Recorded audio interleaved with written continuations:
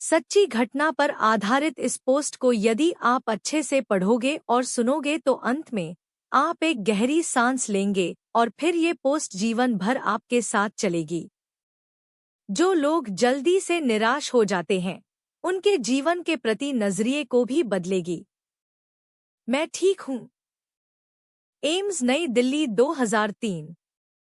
C5 ward में ये बच्ची भर्ती थी। दरभंगा बिहार से रेफर की गई थी। उम्र 12 वर्ष। उसने मुझे जीवन का वो मंत्र दिया कि दुश्वारियां अब दुहक नहीं देती। उसका दिया मंत्र याद कर लो और दुहक छू मंतर।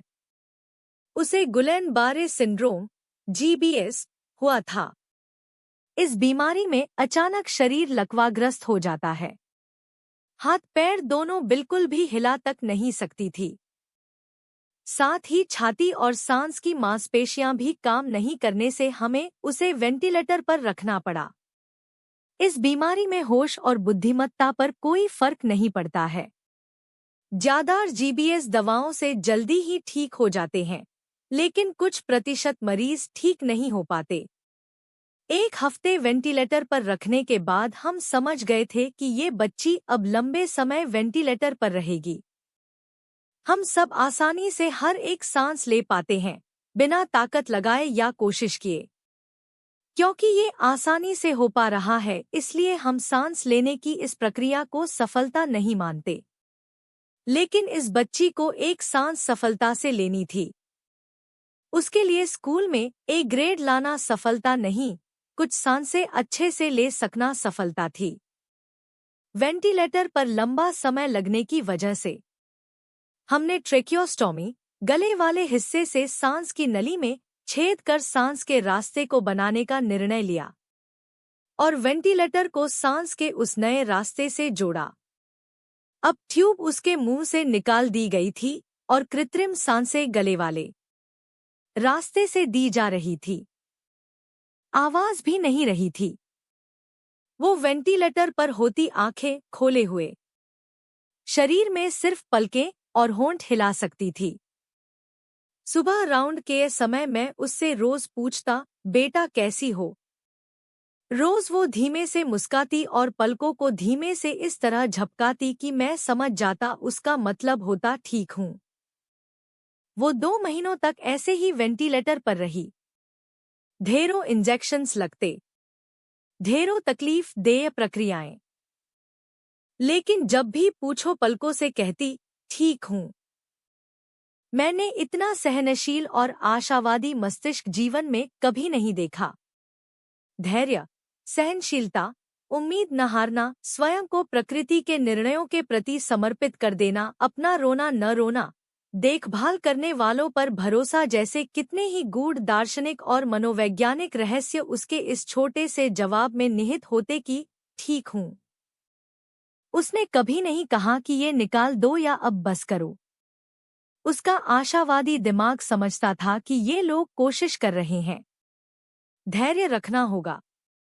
सच ये था कि उसके कभी ठीक न हो सकने की संभावना बहुत थी, पर वो हमेशा कहती मैं ठीक हूँ। उसकी माँ रोती रहती लेकिन उसकी आंखों में कभी आंसू नहीं दिखे। माँ ने बताया वो टीचर बनना चाहती थी। 2 महीने वेंटिलेटर पर रहने के बाद प्रकृति को दया आ ही गई। उसकी सांस लेने की क्षमता बढ़ने लगी और 4 महीने बाद डिस्चार्ज भी। सांस की नली का रास्ता बंद होने के बाद वो बोलने लगी थी। बातूनी और हंसमुख आजू बाजू के बेड वालों से सबसे दोस्ती। जीवन से कोई शिकायत नहीं। मेरे ही साथ ये क्यों हुआ जैसा कोई प्रश्न नहीं। जाते समय मैंने पूछा, तुम्हें बड़े होकर क्या बनना है? मैं अपेक्षा कर रहा था बोलेगी टीचर, लेकिन उसने मुस्कुराकर आंखें बंद कर ली, फिर गहरी सांस ली, सांस को कुछ देर रोक कर रखा, फिर धीमे से छोड़ा और कहा मजा आ गया।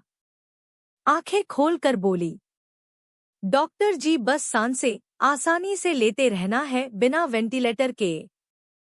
बिना वेंटिलेटर के मिलने वाली हर सांस में मुझे मजा आता है। फिर मैंने भी यही किया, गहरी सांस ली। मुझे ऐसा करते देख वो खिलखिलाई। वालई दिमाग को और दिल को ऑक्सीजन पहुंचाना कितना मजेदार है। मेरा प्रश्न, क्या बनना है, बचकाना था और उसका उत्तर सयाना।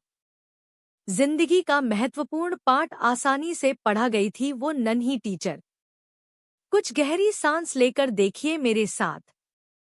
महसूस करिए कि सांस लेने के साथ ही दिमाग को ऑक्सीजन मिलती जा रही है।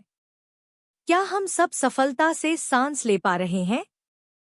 प्रकृति की सबसे कीमती गिफ्ट सांसों को हम आसानी से मिली होने की वजह से नजरअंदाज कर देते हैं। यदि आप ले पाए तो आप बेहद अमीर और बेहद सफल हैं। क्या बनना था और क्या बनेंगे ये बात की बात है। हर सांस का मजा लीजिए जब तक सांसें साथ हैं। जिंदगी अपने होने में ही एक मुकम्मल से है। जय श्री कृष्ण।